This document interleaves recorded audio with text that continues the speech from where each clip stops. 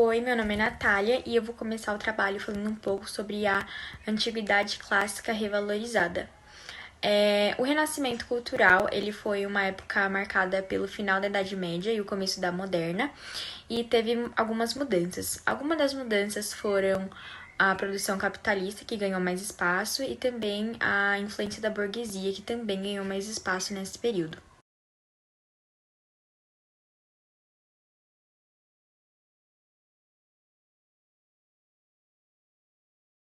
Nesse período, o homem renascentista ele abriu espaço para um novo momento cultural que foi chamado de Antiguidade Clássica, que era uma forma deles compreenderem o mundo naquela época, buscando referências na antiga sociedade greco-romana. Mas por mais que o homem renascentista estivesse se inspirando na greco-romana, ele tinha um olhar muito mais racional e menos místico do que os grecos romanos naquela época, e a gente consegue ver os traços renascentistas até hoje na nossa sociedade.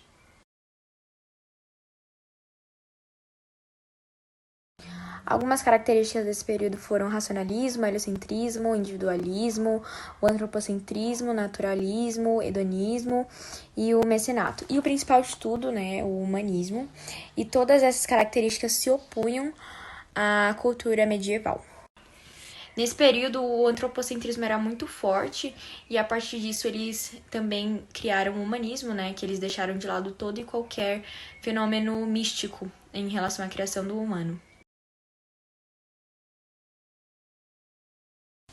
Agora eu vou falar um pouco sobre o pioneirismo italiano. Entre os países europeus, os italianos foram os que mais se destacaram, porque eles aproveitaram as cruzadas e se tornaram comercializantes do Oriente e do Ocidente. Um destaque também do pioneirismo italiano foi a sua posição geográfica e também que lá na Itália era encontrado cópias de texto de um dos mais famosos pensadores grecos romanos. E isso, nesse período cultural, era muito importante.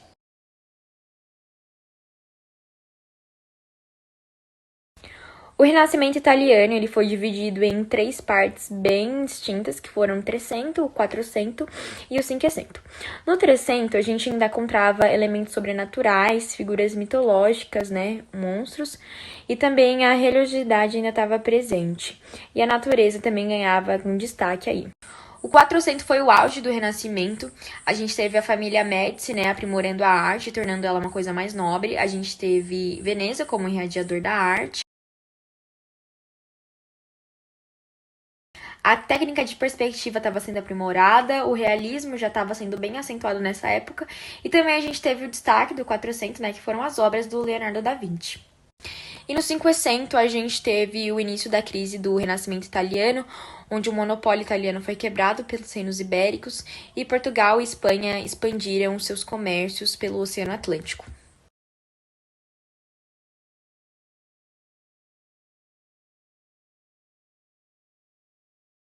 Eu sou a Manuela Kemi e eu vou falar um pouco sobre o contexto histórico da Reforma Protestante, Igreja durante a Baixa Idade Média e um pouco sobre o Martinho Lutero.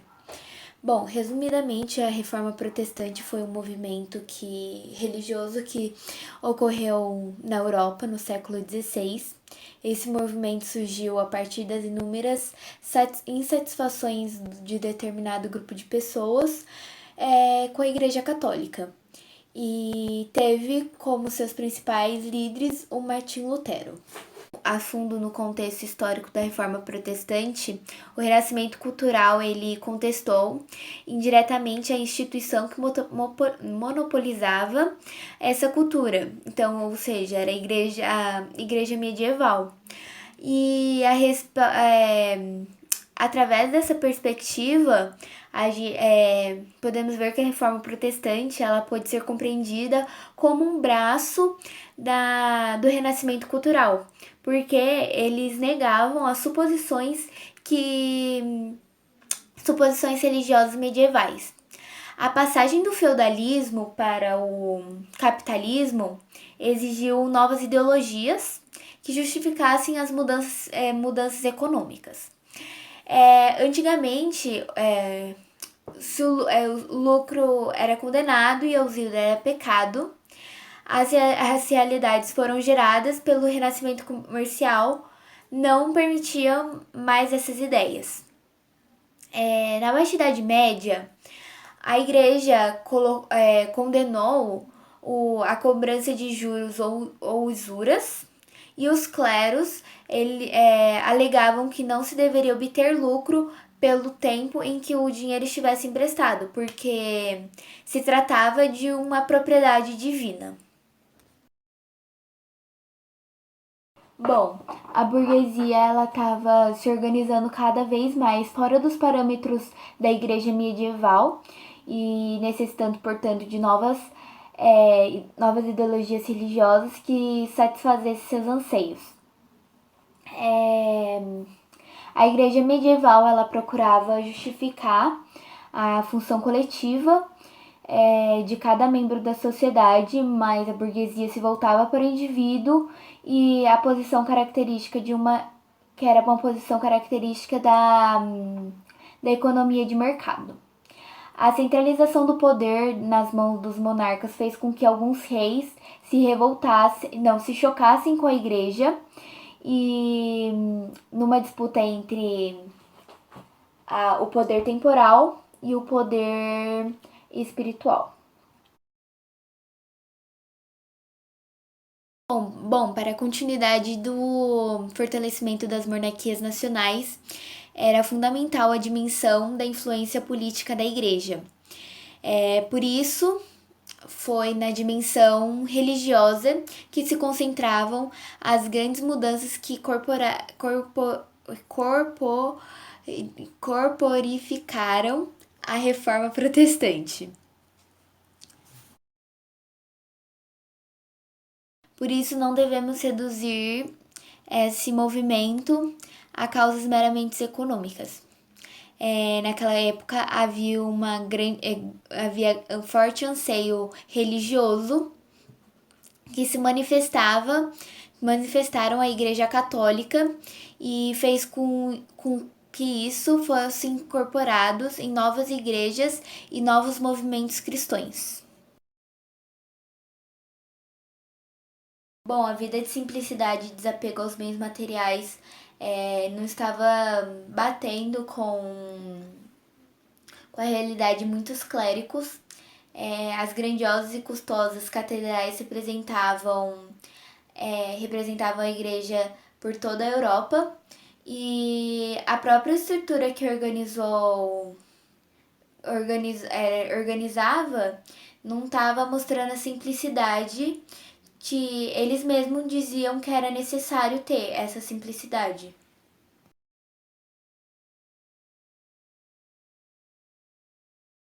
Bom, agora eu vou falar um pouco sobre Martim Lutero. Ele nasceu na Alemanha em 1483. Ele se tornou um professor teólogo na Universidade de Wittenberg. Ele transformou-se num crítico mordaz dos métodos da teologia e da política da igreja medieval e condenou o sistema salvacionista proposto pela igreja, que pregava que a salvação só seria alcançada se houvesse obras envolvidas. Ele estudou muito em cima dos livros do Novo Testamento, principalmente os que foram escritos pelo apóstolo Paulo, e procurou nesses livros encontrar bases teológicas cristãs que lhe dessem condições de compreender como o homem poderia alcançar a salvação. Por meio de Paulo, Paulo era um cara que considerado hoje a maior teólogo do cristianismo já produzido. Então ele estudou muito em cima desses livros, desses livros do Novo Testamento a qual Paulo havia escrito. Se dedicou especialmente aos estudos dos livros neotestamentários, que eram Romanos, Hebreus, Gálatas e Efésios, e concluiu que não havia nada que o homem pudesse fazer para alcançar a salvação. além, porque essa salvação já era oferecida por Cristo quando ele morreu por nós na cruz. Não havia ideia e espaço para a obra ou ou méritos humanos, pois tudo seria uma consequência da fé. Isso é o que ele dizia.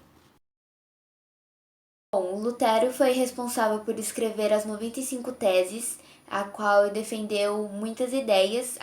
Uma das principais ideias que a gente pode citar, que é a 36ª tese, que é todo cristão verdadeiramente arrependido tem o direito de remissão plena da pena e da culpa, mesmo sem as indulgências. Ele fixou essas 95 teses na porta da Catedral de Wittenberg em 1517, opondo-se frontalmente à venda de indulgências que ali se realizava.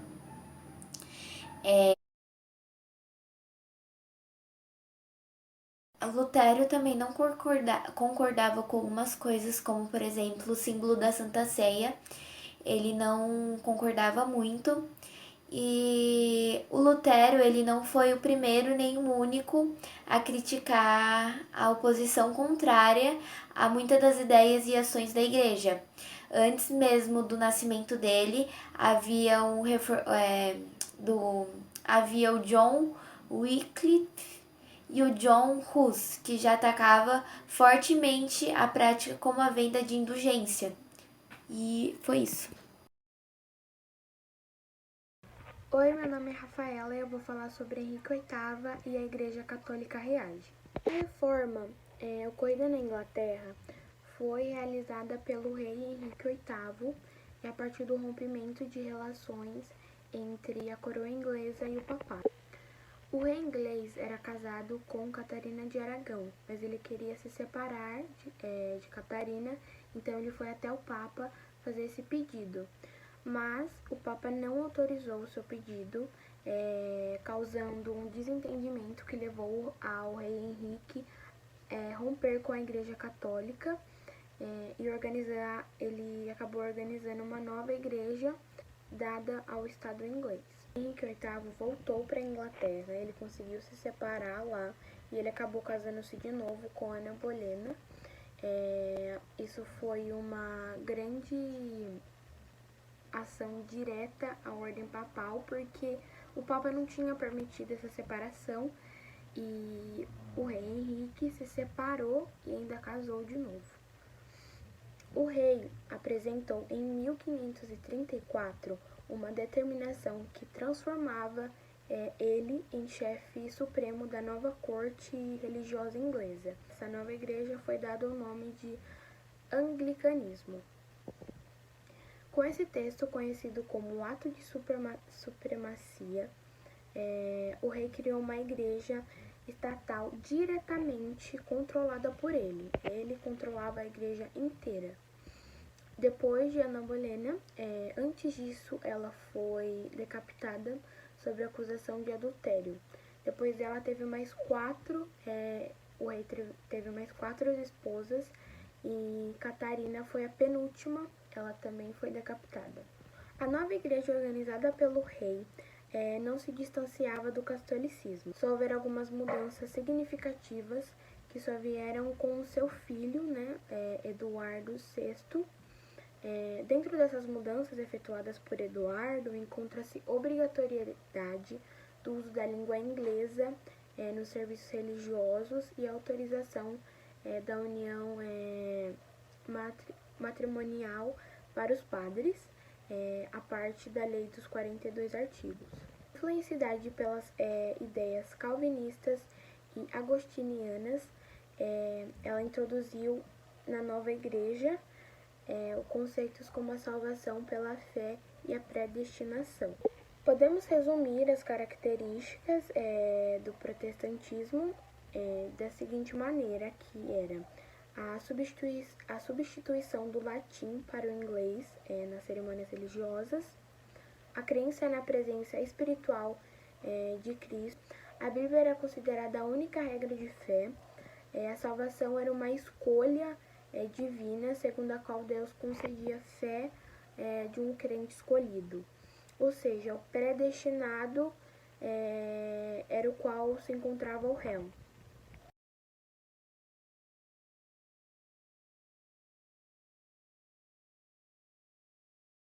E humanas. Dentro das suas atribuições, duas delas se destacaram no diz respeito ao combate à reforma protestante. Uma segunda atribuição foi a educacional, especificada pela presença das escolas jesuítas em diversas partes do mundo, sobretudo na América, pelo trabalho da catequese empreendido entre os nativos americanos. Entre os anos 1545 e 1563, ocorreu uma das reuniões mais importantes na história da Igreja Católica. Foi o Concílio do Trecento. Muitas das decisões do Conselho foram radicação de algumas ações tomadas anteriormente. O motivo da Contra-Reforma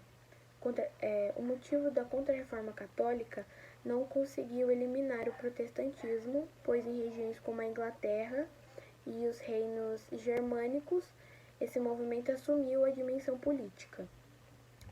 Em certos casos, como o protestantismo estabelecido politicamente em algumas regiões da Europa, como o calvinismo na Suíça. Novos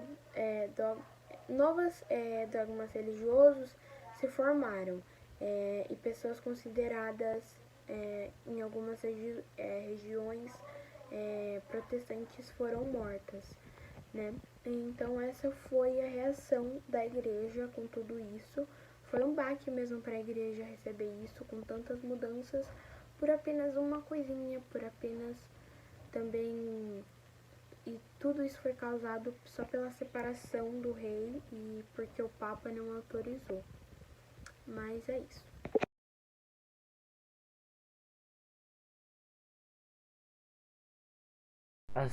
A Europa do século XIX enfrentou um período de grandes mudanças. Isso se devia principalmente ao processo de consolidação do capitalismo. Desde a Baixa Idade Média, a classe burguesa se desenvolvia desenvolvia e criava na sociedade condições de expandir cada vez mais seus meios de vida.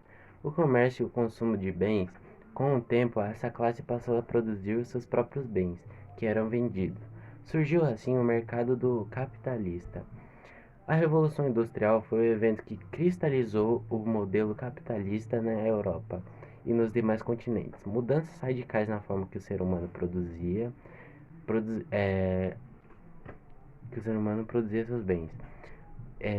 Mudanças radicais na forma que o ser humano produzia seus bens foram introduzidas na Inglaterra e depois em outros países da Europa Ocidental, inclusive na França. Essas pessoas passaram a ser exploradas e a receber um salário insuficiente para as horas de trabalho. Com o tempo, desenvolveram opiniões próprias sobre o mundo, sobre a sociedade e sobre os patrões, até mesmo sobre a igreja. Assim surgiu o proletariado. A classe social típica dos trabalhadores no capitalismo. A consolidação da categoria convulsionou a sociedade, valores foram modificados e as instituições se enfraqueceram. Não conseguiram resolver a situação desesperadora em que se encontrava a grande massa das pessoas. Apareceram questionamentos e ameaças de revoltas e golpes. Do ponto de vista de Karl Marx, o capitalismo é organizado em torno dos conceitos de capital, propriedade privada e conforme dos meios de produção por meio dos indivíduos que empregavam trabalhadores, produziam bens e serviços em troca de salário.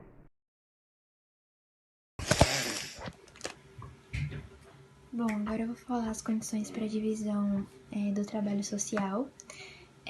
Durkheim, ele afirma que o desenvolvimento da divisão de tarefas ela ocorreu relativamente de forma natural ao longo das épocas vividas pela humanidade.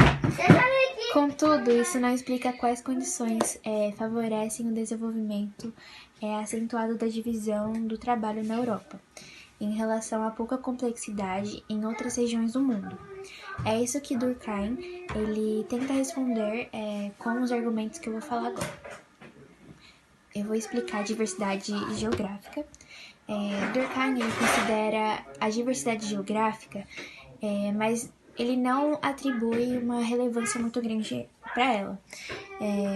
Segundo ele, nenhuma das causas anteriores seria adequada para explicar a divisão do trabalho. Seriam apenas formas para contribuírem para o processo, mas não o causaram, na verdade, não causaram, né? Para ele, a causa está na própria existência da humanidade, da sociedade, no caso. A forma de viver em grupo, sem que a concorrência levasse à guerra ou afastamento, originou o desenvolvimento das atividades diferentes não correspondentes, mas cooperativas, aumentando a variedade de produtos e serviços para que serem trocados entre si. Dessa forma, a solidariedade aumentou.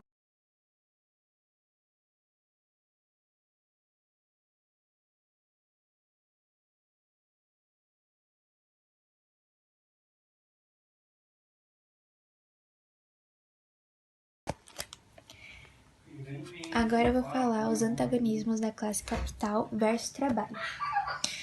A teoria durkheimiana, ela defende a ideia de que o trabalhador ele deveria se resignar em cumprir suas funções sem entrar em combate ou em conflito com os empregadores por mais salários ou melhores condições de trabalho. Essa atitude evitaria as falências, que para Durkheim era um grande problema dentro da ordem capitalista. Agora eu vou falar o isolamento do trabalhador. Segundo a teoria durkheimiana, não deveria... Bom, agora eu vou falar o isolamento do trabalhador. Segundo a teoria durkheimiana, ela não deveria isolar o trabalhador a ponto de ele perder de vista o todo do qual faz parte, causando o desconhecimento do processo.